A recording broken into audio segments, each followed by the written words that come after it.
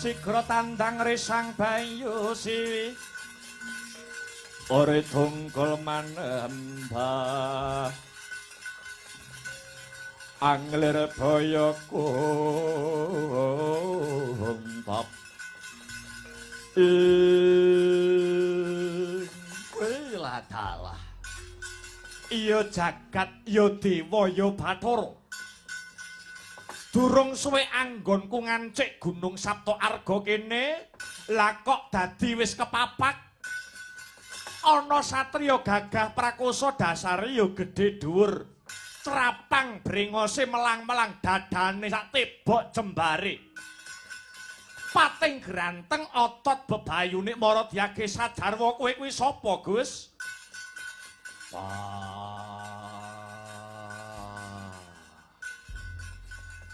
kowe tambuh karo aku iki bocah Sapta Arga panenggak Pandhawa Bratasena jenengku. Sik. Kowe kok kandha Pandhawa. Aku tak takon wong tuamu lanang kuwi sapa? Wong tuaku lanang Swargi Bapak Pandhu Dewanata. Ibumu Kunthi Talibrata. Kowe ponak aku dhewe, Ngger.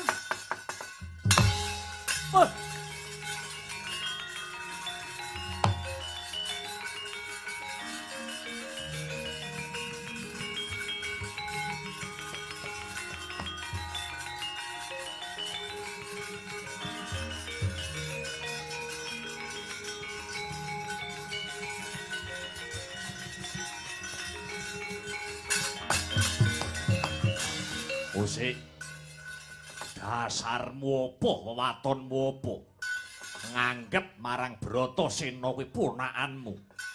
Ngene ya ngger sumurupa.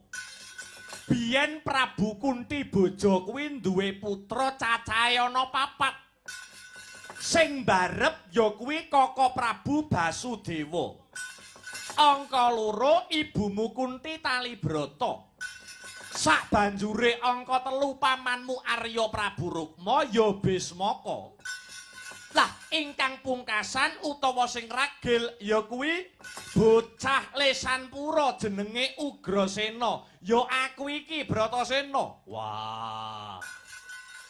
Lah banjur duwe sedya kang ngendi kowe munggah ana Gunung Sapta Arga kene Ugrasena pamanku. Kusik.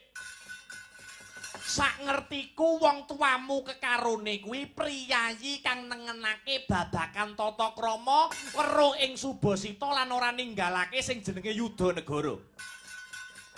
Ning nyatane bareng mudhun ana anake lanang, kenang apa kok kowe ora bisa tata basa sing prayoga? Bratasena.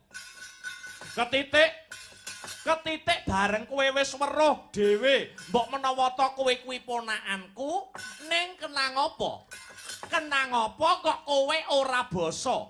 Kowe isih ngoko nyang pamanmu aku Ugrasena. Karepmu piye, Bratasena? Wiwit cilik mula aku wis ora bisa basa marang sapa wae. Merga aku ora bisa basa. Kenang apa kowe dadak ngongkon supaya Bratasena basa karo paman Ugrasena. Yen kowe ora trima, arep nesu-nesuwa wani apa piye? Lho kosik to. Dadi cekak cukupe kowe nyat ora iso basa. Siji basa ping pindho sembah dodhok Bratasena ya ora iso. Oh iya. Pancene lagon lagianmu kaya mangkono. Pancene bener Bratasena piye? Kowe wani upama tak du perang, wani pira kancamu? Lho. Musuhmu dudu aku. Kowe dudu musuh karo aku nanging dadi jagoku. Makili kasepuhan negara Mandura kang bakal ditandingke kelawan jago Kanoman Sengkapura ya kuwi Patih Suratri Mantra. Kowe wani apa ora Bratasena? Aku babar pisan wiwit biyen nganti saiki ora tau duwe rasa wedi. Waton Bratasena isih lumaku ana dalaning kautaman lan bebener bakal tak kurbanke nyawaku nganti tetesi getih kang pungkasan. Bagus. Kendel tenan kowe Bratasena. Pancen wis sak trepe yen kowe mbelani bumi Mandura. Mula saka iku ora sandadak kesuwen. Kowe mbela bumi Mandura merga ibumu kae wutah getihe ya saka bumi Mandura. Mula kang saka iku ayo tak kanthi ana alun-alun Mandura. Tak gandeng tanganmu sing tengen ndak kanthi ning alun-alun Mandura nganggawa lambaran tekad sinatriya.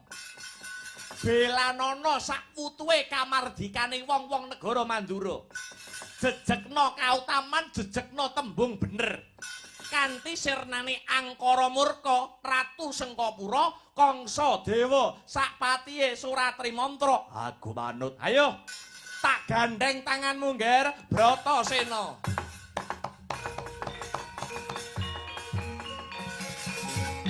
Kaleyayo cumangka ambasmi den malangi papat panggon upo nyoba pinuno balong toto sinat betir kumanti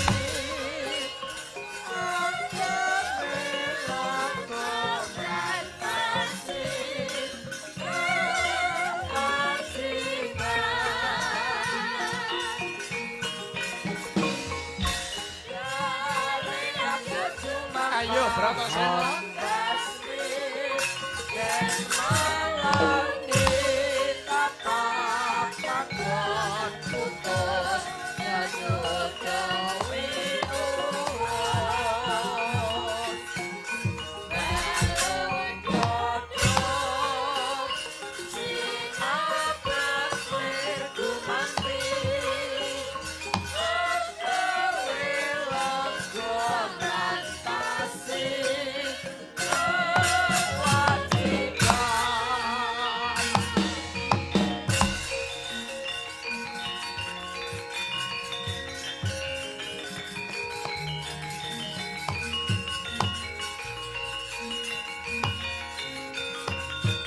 Ayo Paman Suratri Mantra rene.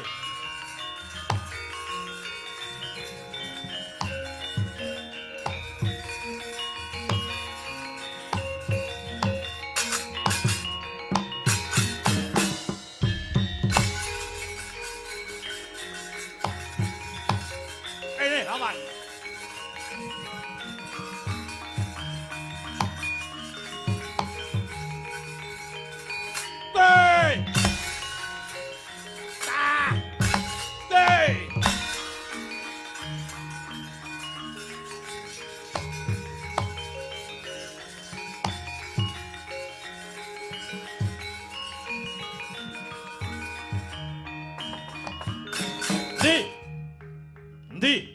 Endi jagone wong kasepuhan Mandura kon ngadepi jago Patih Suratri Mantra saka Kanoman. Endi Paman?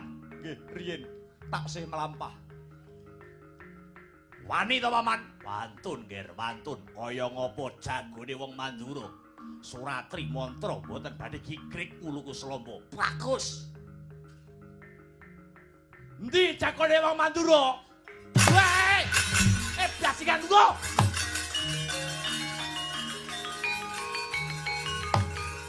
Sarah Bratasena. Mantap kok.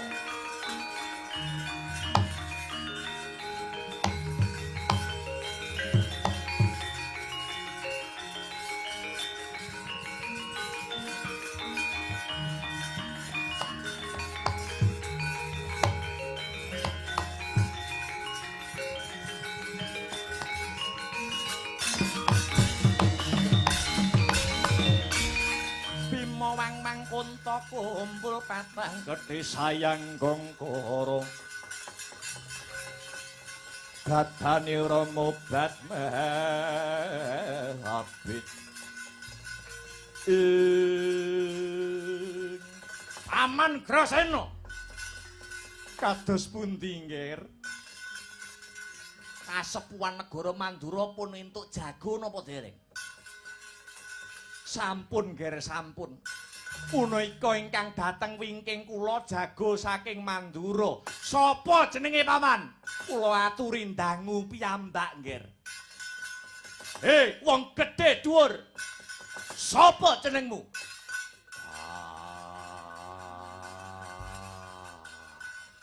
Edian lagi ngreng wis kaya gempa bumi. Takon karo aku. Ya, sapa jenengmu? Bratasena aranku. Endi jago saka Kanoman?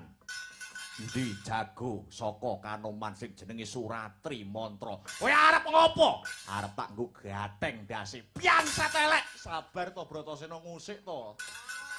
Sing ngalon nganggo tempo. Ra sabar rasane ngatiku. Iya. Nganggo guneman dhisik. Ya. Mangsane sekti-sektya dhewe. Ora ngerti jagoku saka Sengkapura sing jenenge Suratri Mantra duweni kasekten sing linuwih. Pilih tanding turuning jurit, ora tedak papak paluning pandhe sisaning Gurindra. Rak ya ngono to, Paman? Rak ya sampe anak sekti to, Paman? Paman? Malah turu. Boten. Kula mboten, kula semedi ndonga. Ndonga beh gedes. Ndonga kok ilere ting cepret. Sinten sing tilem? Wis ngerti pethuk musuhe lho. Lah arepe tanding enek musuhe lah kok malah keturun. Nganti isuk pisan keturune. Paman Grasena, wonten dawuh kados pundi nggih? Kiblat 4-5 pancer, selak pengin mangerteni kaya apa to gayenge, kaya apa to ramene, kaya apa to regenge.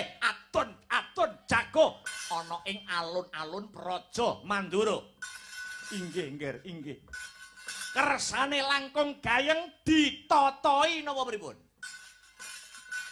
Totohanipun napa nggih? 100 yuta pantun, pantun. 1 miliar pantun. 1 triliun pantun. Dipolke pisan bur manuk. Bur manuk niku tegesipun bur manuk niku upami jago saking Mandura si Bratasena sing kalah ana sajroning adon-adon jago menungsa menika Kanjeng Rama Prabu Basudewa kudu lunga saka negara Mandura tanpa gawa bondo sepeser pun. Kosok baline menawi jago kula sing kalah aja ta mung bumi Sengkapura, gulu kula udhokke dhateng sing ngandika. Kados pundi Paman? Pripun? Iye Bratasena iki. Iki totohane negara kira-kira kowe wani apa ora? Wani ya. Totohan iki ya. Totohane negara ora wedi. Wantun pripun? Nggih, kula wantun yakin. Pripun awan? Jenengan napa sampun samapta ing gati sawega ing diri wantun nggih, wantun. Totohane negara lan nyawa inggih. Wani, wantun. Yen pancen wani aja wedi-wedi, yen wedi aja wani-wani. Totohane negara, totohane nyawa. Aja mung mandheg ing pangucap, aja mung mandheg ing lisan. Ning kudu ana hitam di atas putih. Jenengan kudu tanda tangan dateng mriki. Nggih. Oh, niki. Mang orek-orek jeneng Kangsa Dewa SSN niki. Wah, nika. Nggih. Ugrasena Eskom. Nggih. Ben luweh marem disetempeli.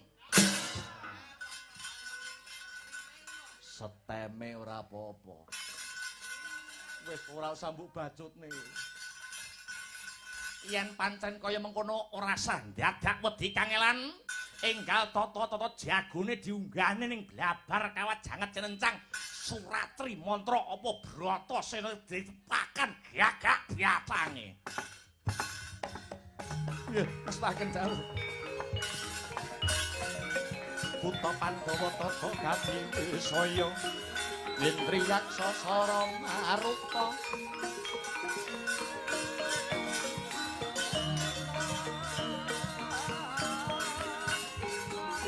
Panono margana samirana wanarayang Pancabayu.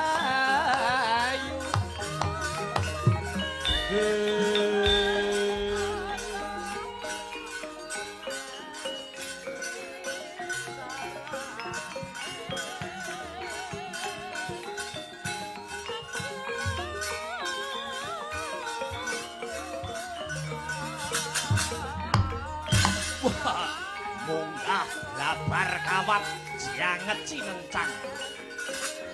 Wah! Weh!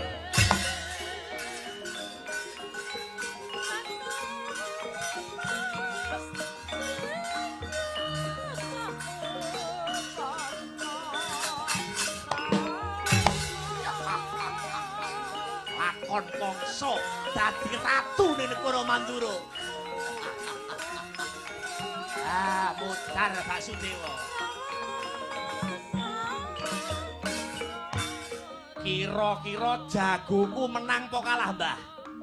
Nggih. Jenengan kok gelem ngopeni kula genah menang jago jenengan. Sampeyan tak openi? Nggih. Sampeyan bagian apa? Bagian nyumet dupa kok kadoan. Bagian nyumet dupa kok kaduan karo ndonga supaya jagoku menang. Nggih. Kowe arep meling apa karo Kangsa Dewa? Kula meling jago sampeyan sajroning perang tanding wonten blabar kawat janget cincang ampun ngantos madhep lor nggih, Ngger. Lah kok ora entuk madhep lor? Nagadina sakniki dateng lor. Malah jagongan karo Nagasari barang. Ora sak glenyengan. Kira-kira menang apa kalah jagone Kangsa Dewa? Paman Suratri Mantra kira-kira menang apa ora sajroning blabar kawat janget cincang iki mengko? Nek kula tetep nganggo hitungan 6. Hitungan 6 niku pripun? 1 Suratri Mantra menang. 2 Suratri Mantra kalah. 3 Suratri Mantra menang. 4 Suratri Mantra kalah. 5 Suratri Mantra menang. 6 Suratri Mantra menang. menang. Menang pokok kalah menang, pokok gelem bayare kula genah akeh menange. Lurah-lurah sing nyalon iku dukune kula kabeh. Lurah kok percaya karo kula niku wis genah. Genah piye? Akeh jlepute. Mangdurake Kang Kadohan niki wonten sithik go tukon rokok nggih. Matur nuwun. Sak yuta nggih. Matur nuwun nggih. Kudu menang jakura menak pecel dias nggih. Ndonga terus nggih, ampun kuwatir. Menang karepmu bongko ya karepmu. Penting entuk duit. Jare guyangan nek cenganyar iki sapa jare?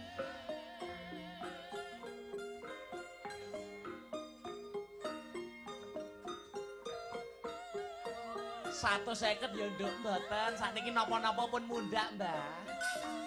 Mosok 150 ora gelem barang rakulaan lho, mboten saged ya sakniki napa-napa mundhak, sabun mundhak, yo hand body mundhak.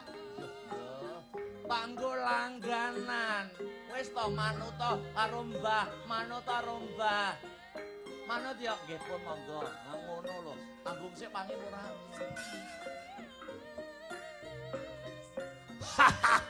Hei, Brahmasena, ayo, ojo jireh getih wedi mati. Munggah ning blabar kawat jangan cilencang. Ojo kakean kebangal, ayo, maju. Rene.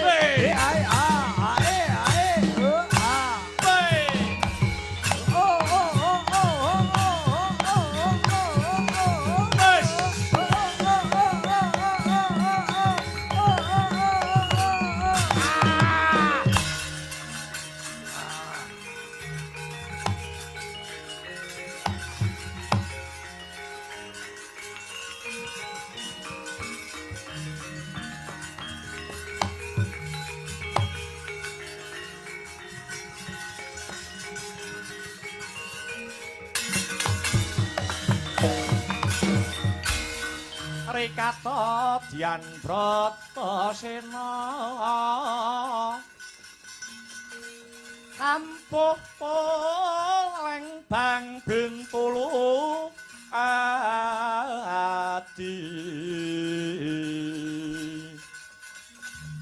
sarira ngawula tumung kodhek wok simbar jaja yen ngandika gumaleger kaya guntur kadang panenggak Pandhawa kaya sindu yen lumaris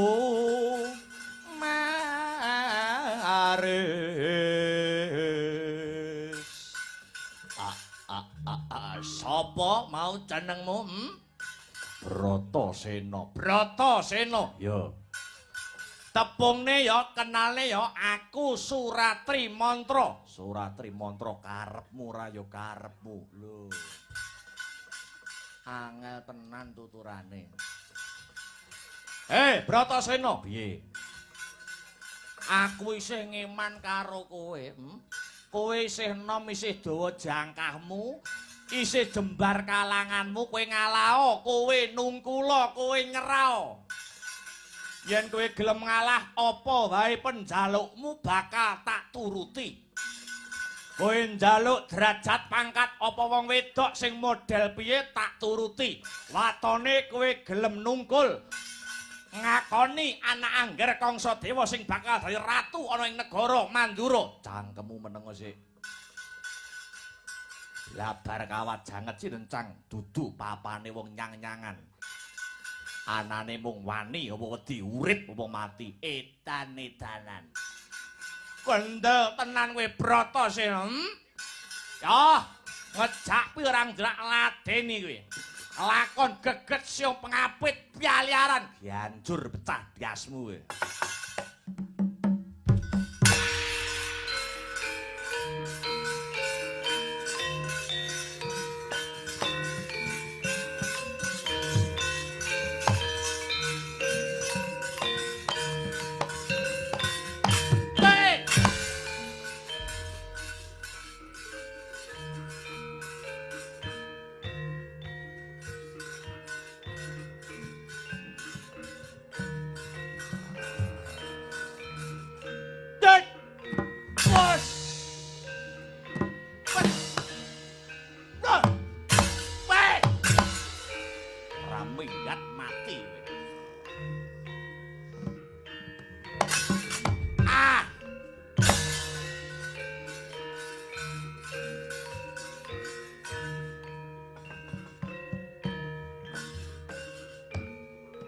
Tambah 50 tantuk ya, Nduk. Nggih, Mbah. Lah ngono, tambah 50 ya.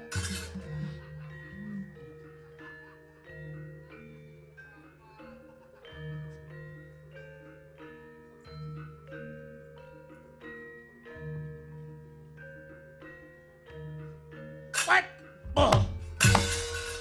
Ah. Pas. Woi. Bro. Ah. Ayo.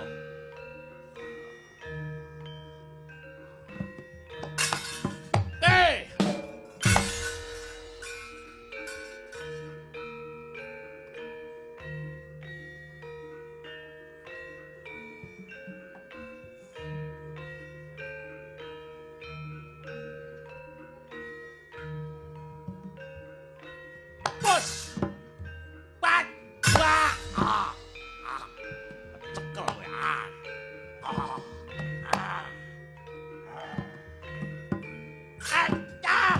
Wah. Hei. Wah. Ut. Wah. Wah. Wah. Hi. Hey. Hey.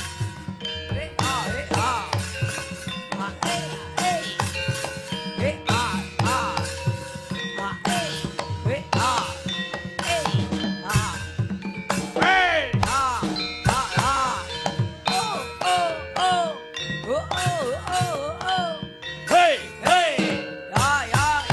Hey.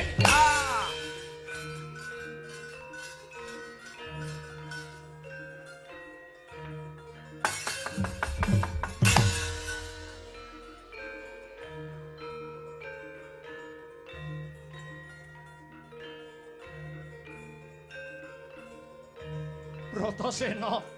Tangiya Bratasena kowe aja mati Bratasena. Iki tatoane negara Bratasena. Ngombe. Oh iya iya. Ngejak wong ora tanggung jawab. Ora diambir ning warung.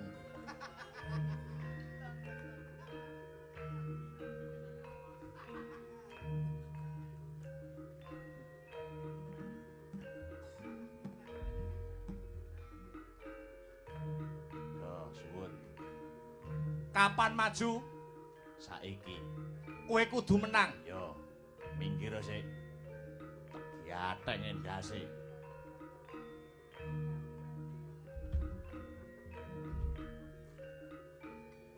Khususon Bratasena Al-Fatihah.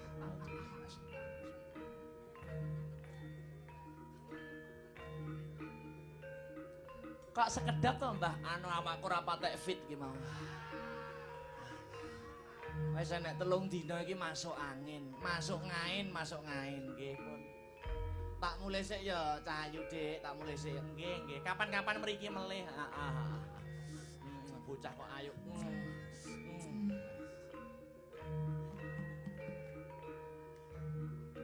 Wis tuwek kakean polah. Mangsane.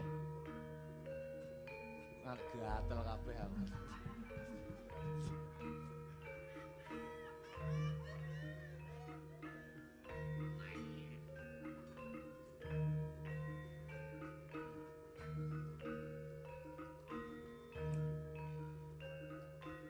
Bos!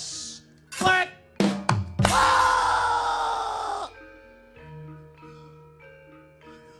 Mantep sikilmu. Pet! Lo! Pas! Ut! Ha! Wah! Wah! Wah!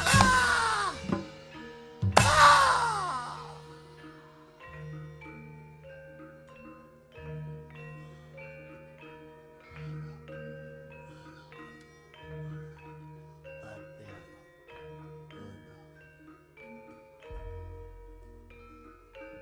Ut! Ha! Ut! Wah!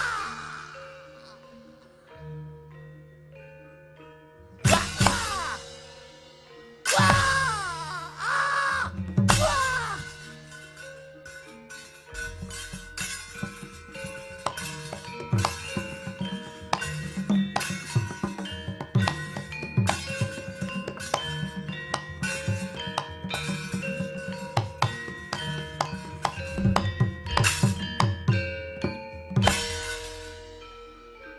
Buat minggir.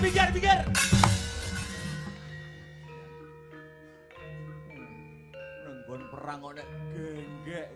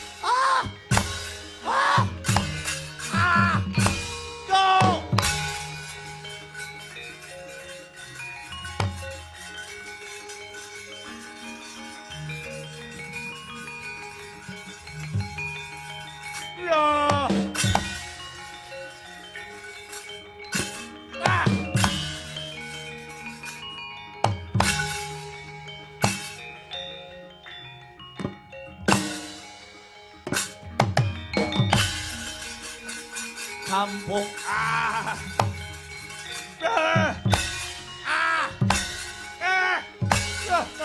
mati aku.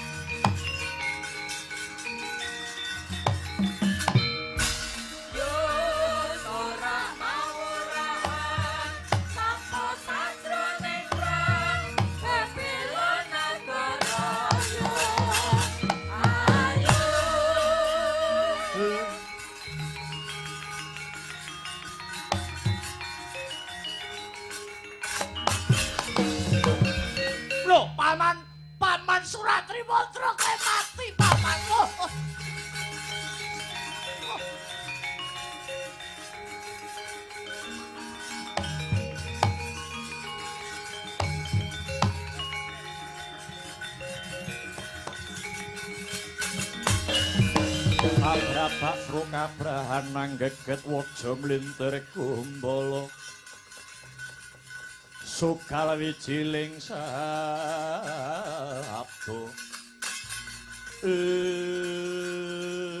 waduh pamanku sing tak dama-dama pamanku sing tak tresnani ora nduga mana tumekaning pralaya. Oh, paman Suratri Mantra kowe ndhisiki aku, paman. Kowe ora bisa nyekseni Kangsa Dewangga jumeneng ratu ana negara Mandura. Kangsa Dewa ora nrimake lelakon iki. He, Bratasena. Jagone kalah, botoe sing maju bangsat eleke.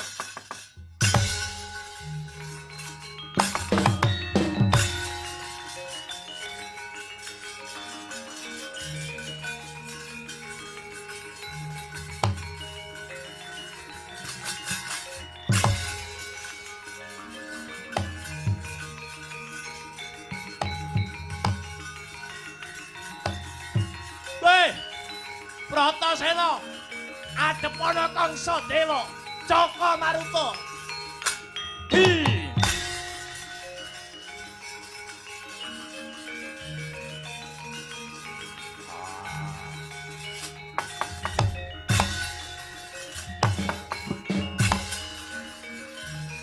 Weh, mlayu ning ndi we bangsat elek. Oh.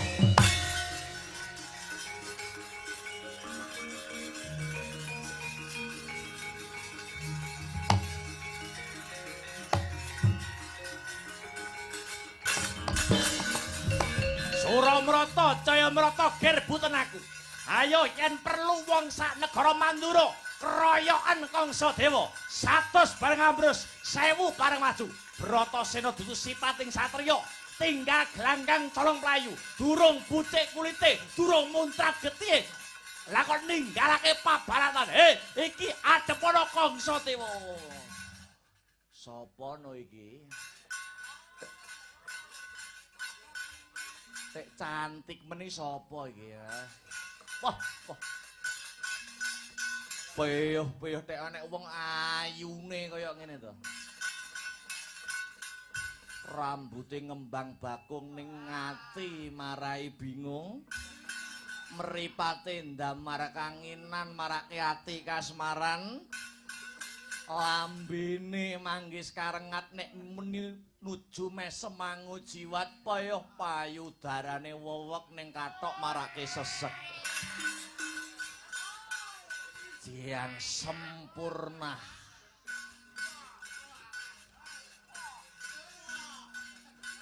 Pean sapa, Nduk? Pise. Piye kok pise lho? Namane Pean sapa? Bratajaya yo lara ireng. Yo kowe sing tak goleki yo.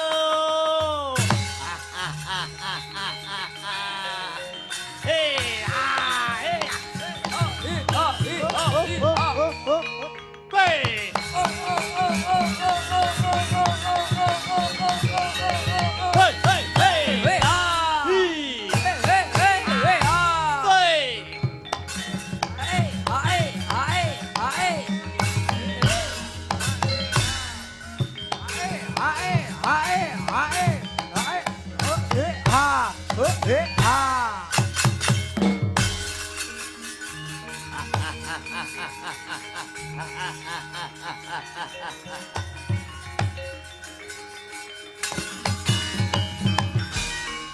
Prataruna Angutiya Sanes para mangko sanguti dumati Masuti ing kawruh anake gunani bisane sembodo laten ono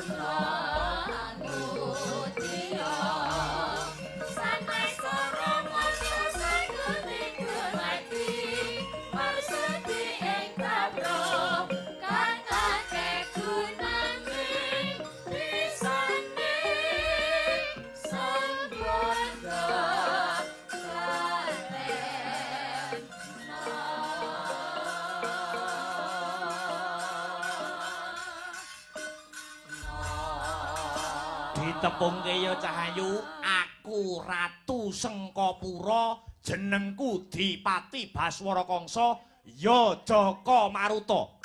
Kowe yen sesandingan karo aku ora orane tumiba haning parang curi, nanging bakal tumiba ana kasur babut. Tak pek bojo ya.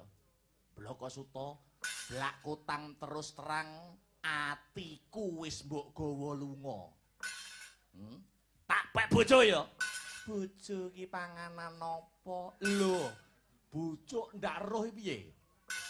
Bojo ki tegese kanca urip, garwa, sigaraning jiwa. Bojo ki mangan iso bareng lunga, iso bareng turu, iso bareng ya jis emoh-emoh aku.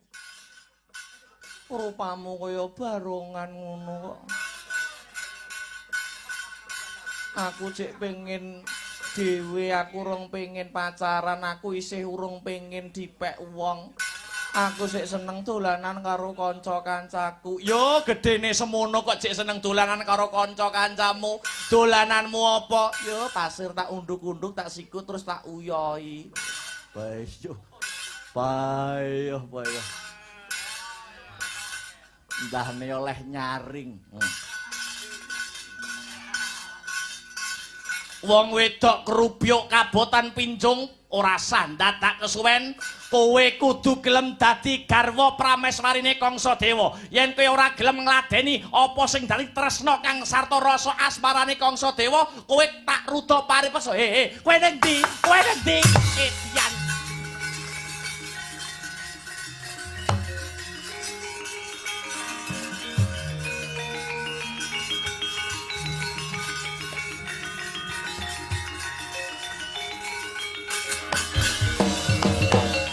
Masane kowe nek ngalih ngono Kangsa Dewa mandeg nek nggodhaki kowe ngono piye?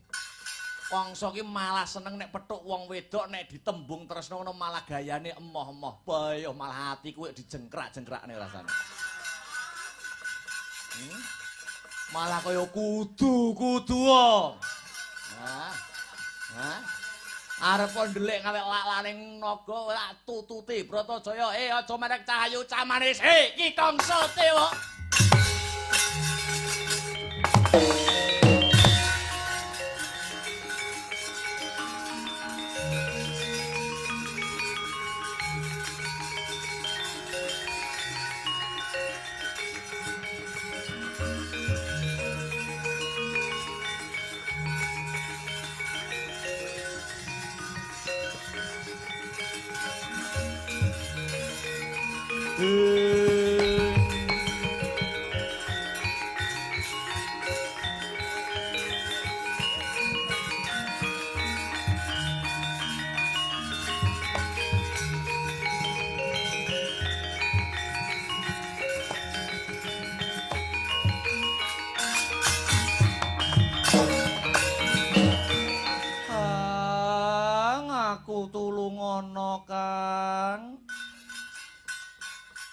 Sing nggodhaki kowe sapa? Sapa mau jenenge Kangsa-kangsa apa sapa ngono lho mau. Nggodhaki aku, ngoyaki aku, ya ampun aku jijik, Kang. Jijik piye to? Lah nyawang aku tekan puncuk rambut nganti jempol sikil munggah, medun bareng tekan dodone mandeg suwi. Nek nyawang mripate karo dikiyer-kiyerne ya irunge dipekrok-pekrokne, ya ampun Kang aku gila, Kangsa kuwi mau. Aku tulung ana aku arep dirabi, aku urung pengen rabi Kang, aku cek pengen nutukne sekolah. Wayamu sekolah. Kangsa Dewa, iya tak dadakane mundura.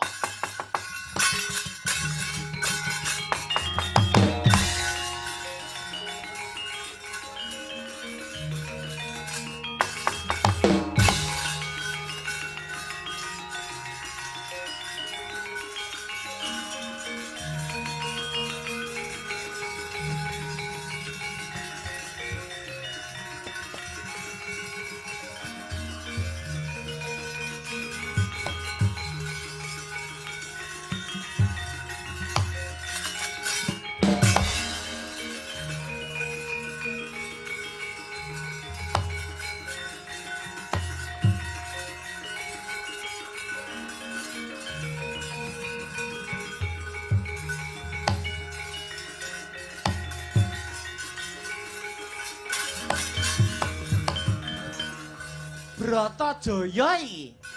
Kakang Narayana iya. Kok kowe ning kene nonton ramene adon-adon jago menungso ana alun-alun Mandura.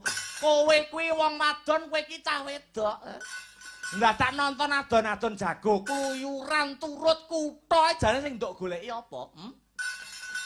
Apa sing entuk dolan ki mbur wong lanang-lanang. Wong wadon kok kon umbah-umbah tok, isah-isah setrika ning omah.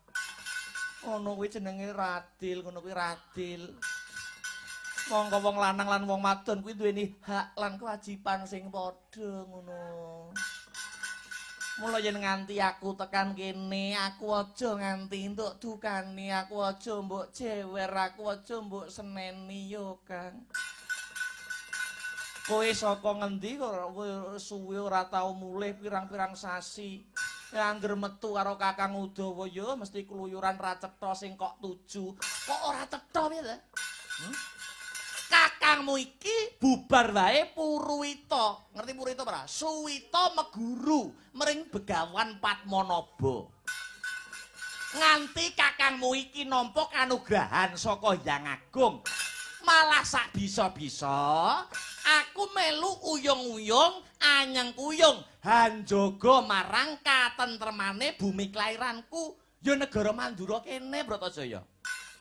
Yen melu njaga katentremaning Mandura ngerti negaramu kahanane lagi geger Kakang Kokrasana perang musuh Kangsa ya kene kowe kok mung meneng wae hayo.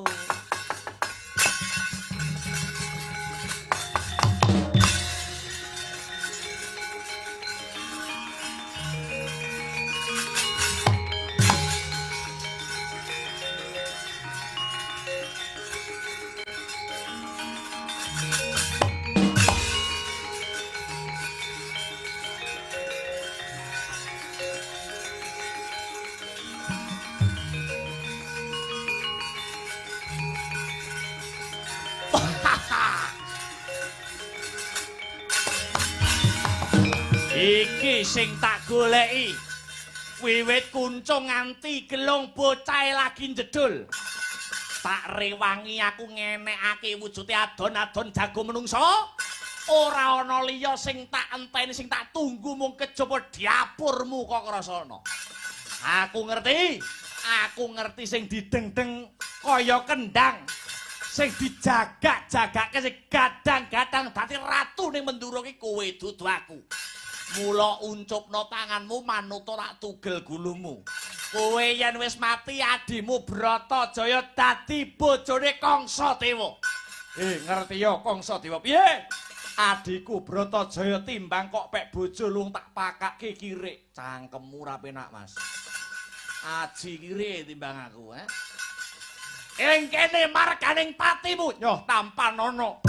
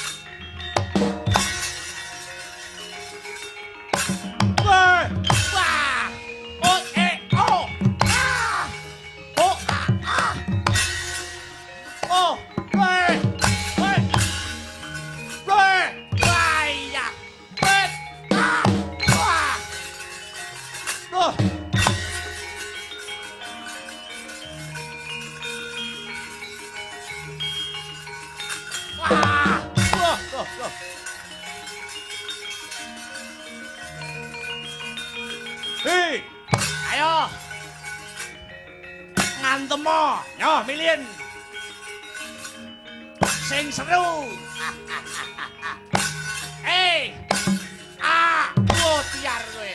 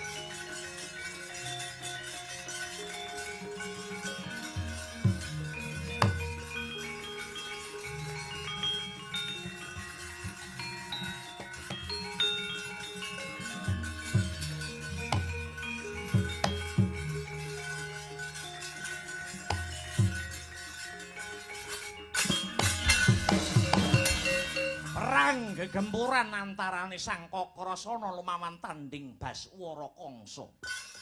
Saking katebian risang Narayana mulat keng raka sajak kaseser ing jurit. Karsa den angkah patinira dening Baswara Kangsa pramila Sang Narayana tanggap ing sasmita. Iya sedakep tingkem netra kekalih mencorong epek-epek astane. Nalika semana mijil senjata kang ampuhe kagila-gila. Kyai Cakra Baskara. Gebat kaya kilat kesit kaya tatit. Ngenani dadane Baswara Kangsa ambyar dadi gelepung.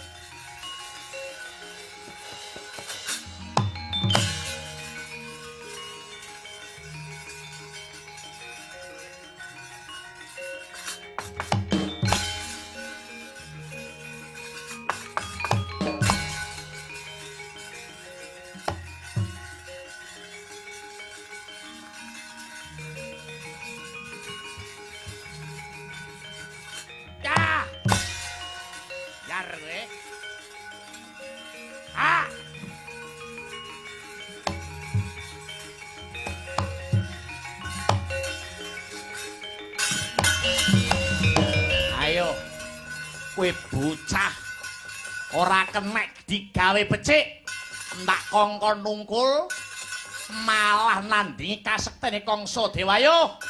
Bangga kowe, budya kowe.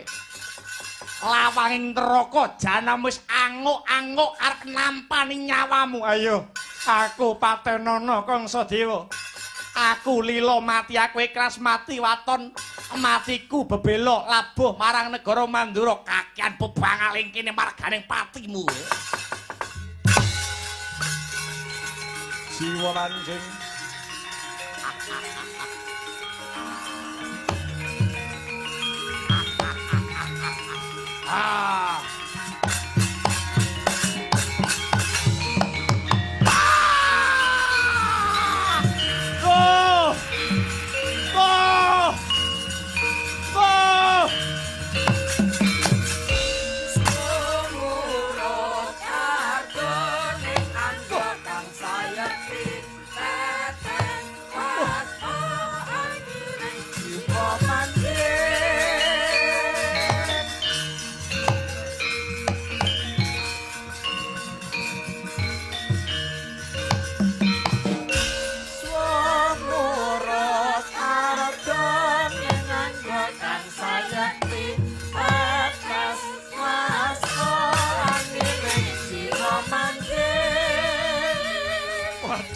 Narayana.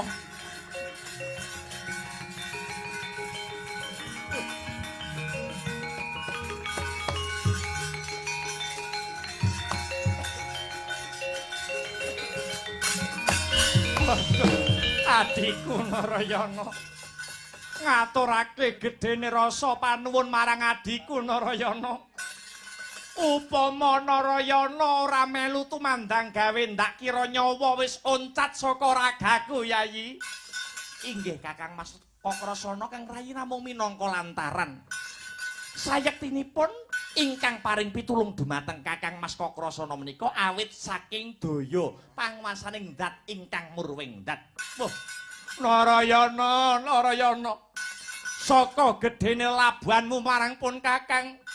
Pun Kakang Kakrasana janji Yayi, pun Kakang janji. Pun Kakang prasetya. Besok lamun siadi kapengko ing Pancabaya mbutuhake senjata pitulungane pun Kakang. Pun Kakang ora bakal suwala. Pun Kakang ora bakal suwala asung pambiyantu marang Narayana. Sineksenan jagat sak isine.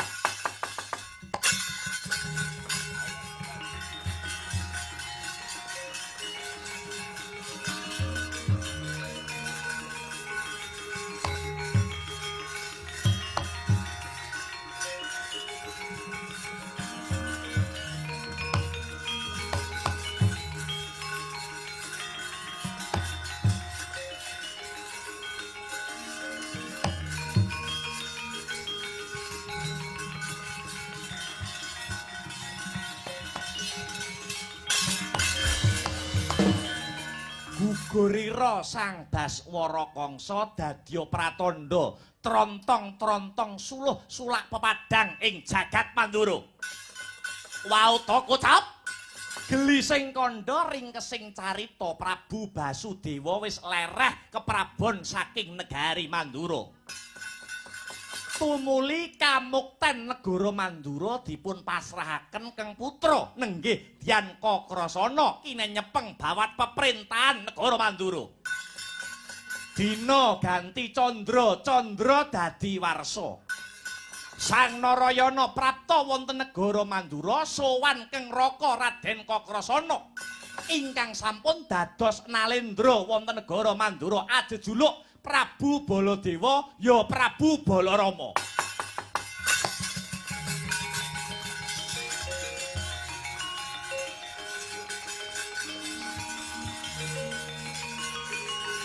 Ora mikir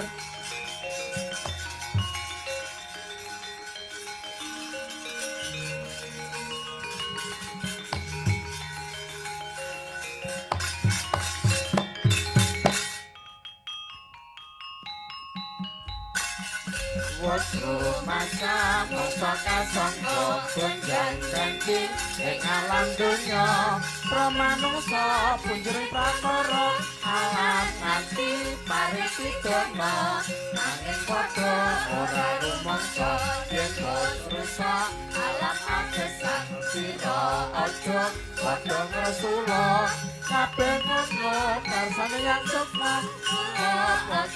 pada sumbrana supaya datang Citra.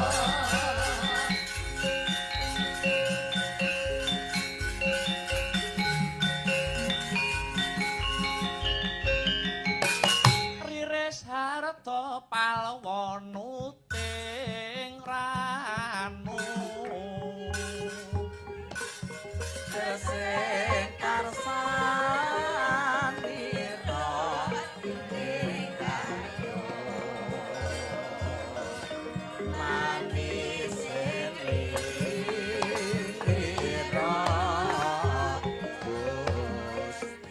sak rampunge duk kepungkur panjenengan ingsun Winisuda dadi ratu mapan ana negara Mandura anyuli Kanjeng Rama Prabu Basudewa jeneng sira Narayana ninggalake negara Mandura ngaturake puja puji syukur kunjuk Hyang Agung awit ri palungguhan iki Narayana wis gelem balik ana negara Mandura.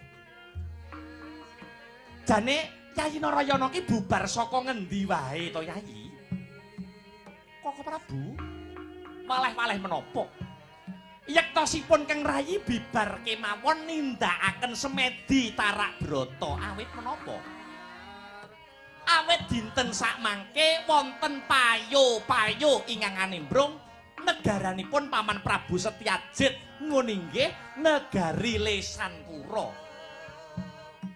Paman Prabu Setyajid rak kagungan putra-putri ingkang asesilih kusumaning ayu Dewi Setyabuma.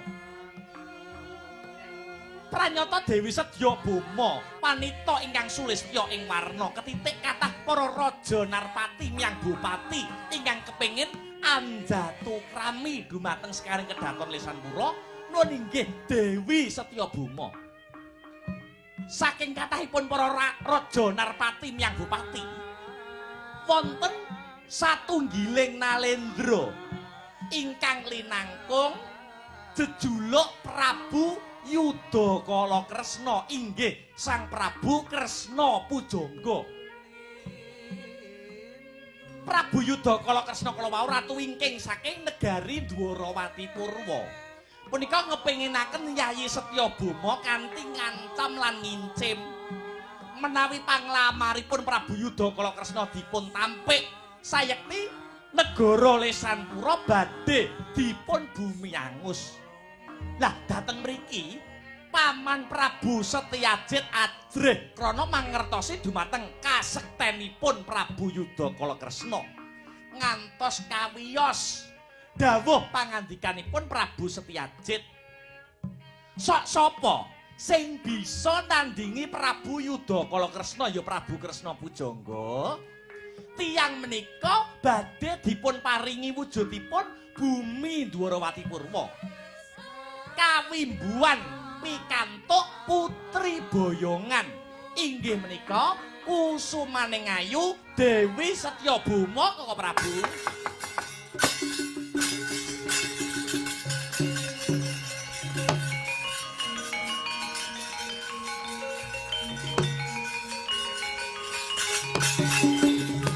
Mawut kang katrajang ing dahana wadya sanggep keprabon prang sanggep keprabon prang kang obro markata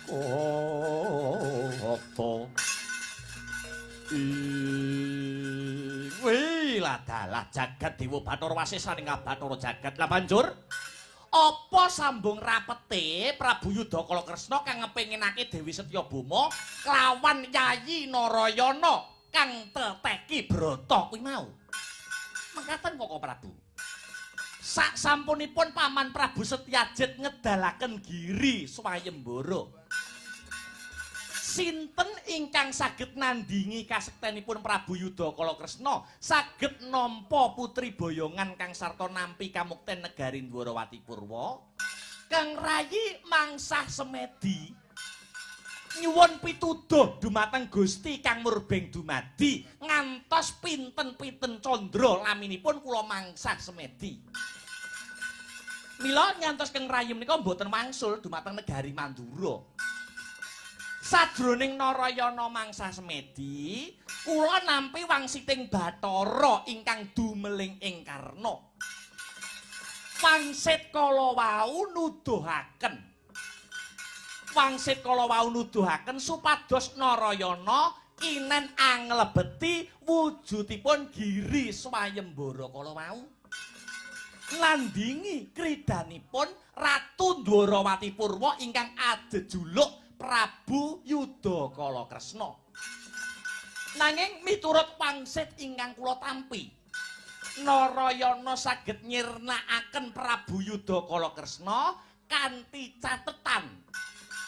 Kula kedah ngampil pusaka paduka wujudipun Kyai Nenggala. Pramila saking menika Duh Koko Prabu, menawi wonten mulunging penggalih keng rayi badhe nyuwun ampilan wujudipun pusaka Kyai Nenggala kinarya anglebeti wujudipun giri swayembara nyingkiraken Nalendra Yaksa jejuluk Prabu Yudakala Kresna. Mangke menawi Ratu Dwarawati Purwa Prabu Yudakala Kresna sampun kasembadan kula pateni kanthi lantaran pusaka paduka tartamtu pusaka paduka Kyai Nenggala badhe kula wangsulaken malih dhateng jengandika Koko Prabu Baladewa etan-etanan.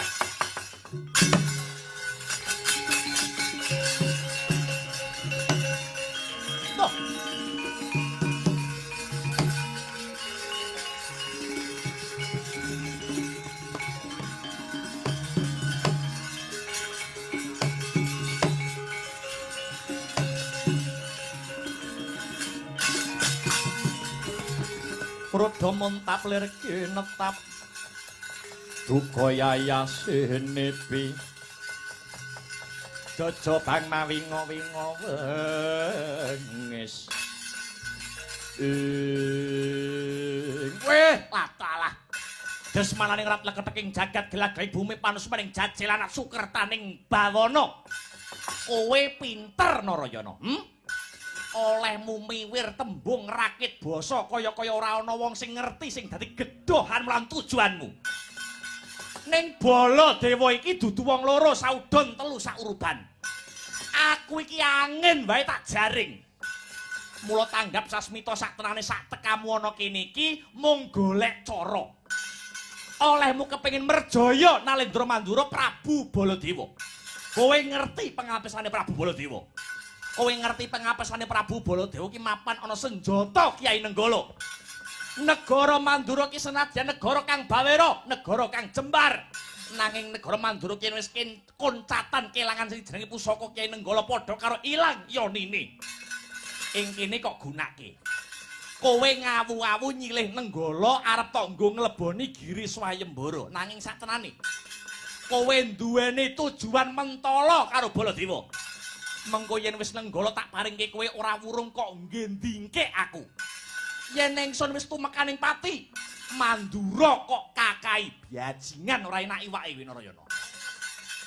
Sedya payung sadurunge udan, pupur sadurunge benjut kowe kere mlebu bali ora pantes ngidak bumi Mandura. Sapa wae wani ngogreh-ogreh kawibawane negara Mandura, ora nyawang kuwi sedulur apa wong liya. Caplak andeng-andeng ora pernah papan panggonane tak kiplas Narayana. Toh.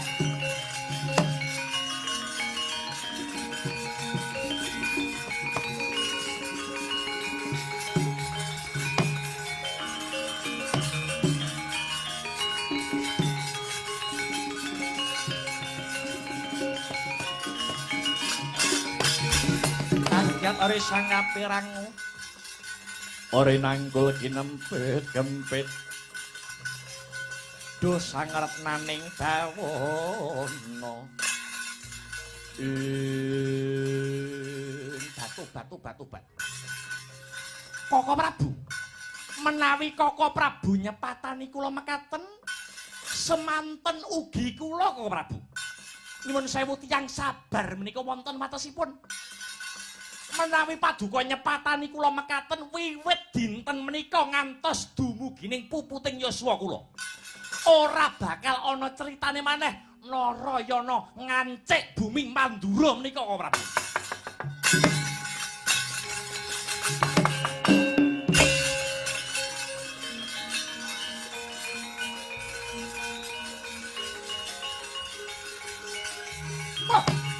Yang satelek sinuwun.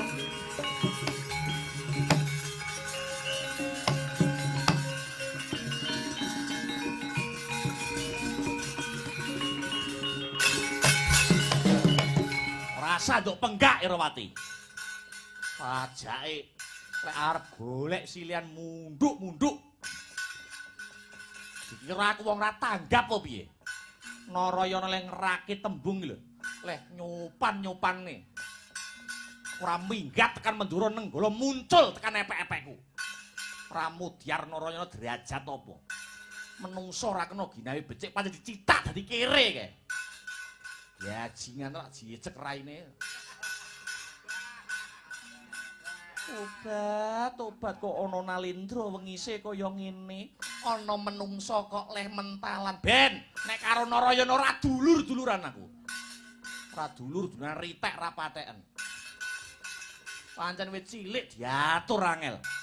Pas jaman ana Widara Kandhang kon nyambut gawe angel isine mung lintuh. Kancane padha sengkut tumandang nyambut gawe ning sawah dhewe malah nglintuh ning omah. Lah kok saiki duwe penginan dadi ratu dadi Nalendra, bedah Dwarawati Purwa badake kuwi piye? Marake pegel. Aku ngerti karepe Narayana. Mergo Narayana ki yo ngerti pengapes aku Wirawati. Yen Nenggala wis lepas saka tanganku, tegese lepas sing dadi jayaku. Ngerti ora? Tobat. Layak to layak, dulur-dulur kadang-kadang ora ana sing padha wani sowan mriki. Jebule kaya ngono to gedhohane Prabu Baladewa. Yen ana dulure sing teka dianggep duwe niat candala layak to layak, paduka menika namung gesang piyambak. Mboten wonten sedulur sing cedhak kalian paduka. Ben, ora dulur-duluran ora apa-apa. Urip ki uripku dhewe, dulur nek ndak kena diatur. Gunane apa? Ugrane urip ki panggah, urip kudu tetep lumaku, ngono. Urip ra tunggal ambekan mati ra tunggal luwangane. Narayana duwe pakarti ngono ben pancen cithak kere kae.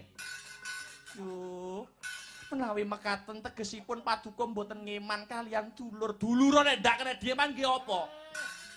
Singkirne pisan. Mangsane apa? Nggih matur nuwun. Nek karo dulur ora ngeman tegesipun paduka nggih mboten ngeman kalian bojo. Kalian kula nggih tegesipun paduka mboten ngeman. Lho nek karo bojo yo ngeman. Wong bojo piye to iki? Menawi paduka ngeman dhateng kula gadah panyuwunan. Kowe njaluk panyuwunan apa Eropati? Kula nyuwun panyuwunan kula sakniki ugi senjata nenggala mugi saged kaampilna dhateng Kang Rayi Narayana. Weh, lah dalah. Kowe ngucap kaya ngono iki tegese kowe seneng karo Narayana. Kowe demen karo adikku. Nek nenggala tak silihne Narayana, aku dingkik Narayana, aku pateni Mendura dikakai, ora wurunga kowe mesti dipek karo Narayana. Ya apa ora? Tobat. Narayana menika sinten to sinuwun mung inggih nika kadangipé kula piyambak Rayi Paduka menapa nggih saged kasembadan. Lho, ya iso. Kowe dulur karo Narayana ya mergo aku. Ning yen kowe ora ana aku Narayana ki wong liya, gek kowe enom Narayana enom lho. Hah? Aja to wong liya, saiki ya akeh. Dulur mangan dulure dhewe ya akeh. Hah? Mung jaman saiki wis pokok limpe ngono ae. Ndi kuwi pene, ndi kuwi prepeane. Wis pokok rena-rena. Lho menungso utek eleke ning kono iki lho. Roh nek dulur iki roh lho. Ning cok masalah. Yo. Sinuwun. Mbok inggih Paduka menika menggalih dhateng pangandikanipun para sepuh. Piye? Trodaning ati ora kuwasa ndudah kutaning pesti pambudidayane manungsa ora bisa ngungkuli garise kang kawasa. Tigang perkawis ingkang manungsa mboten ngerti setunggal tumibaning rejeki angka kalih tumibaning jodho angka 3 tumibaning pepesten. Gedhong ana kuncen ana yen manungsa wis titiwan cinik pinundhut manungsa mboten saged selak. Dipun brandanga mimes sayuta nyemplunga segara geni yen manungsa maksih pinaringan waluya jati temah nirmala. Mesti maksih diparingi sugeng kalian Gusti. Menawi Paduka maksih sujana kalian Kang garwapun Erawati kalian Kang Rayipun Narayana Paduka kabotan. Nampilaken wujudipun Kyai Nenggala dumateng Kang Rayipun Narayana.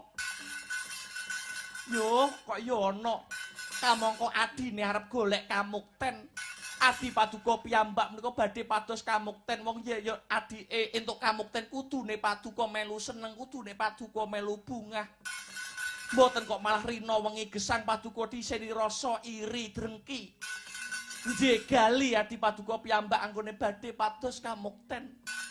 Paduka napa mboten kemutan tuk rikala jaman lakon kangsa adu jago tuk ruwuhun. Nalika jaman lakon kangsa adu jago Paduka badhe dipun perjaya kalian Prabu Kangsa Dewa nanging awit saking budidayane Kang Rayipun Narayana lumantar pusaka Cakra Baskara Paduka mboten siyos dumugi ning pejah kawiyos dawuh pangandika Paduka janji yen sak wanci-wanci Narayana mbutuhaken bantuan Paduka samapta ing gati sawega ing diri. Lah kok bareng saiki wis kelakon dadi ratu entuk kamulyan kecah Raja Brana. Lungguh ingkrang-ingkrang kemul kamukten. Paduka lali kalian janji Paduka piyambak. Menawi Paduka mboten netepi janji Paduka ateges tetel jiwa kanalendran Paduka sinuwun adoh pati aku. Oh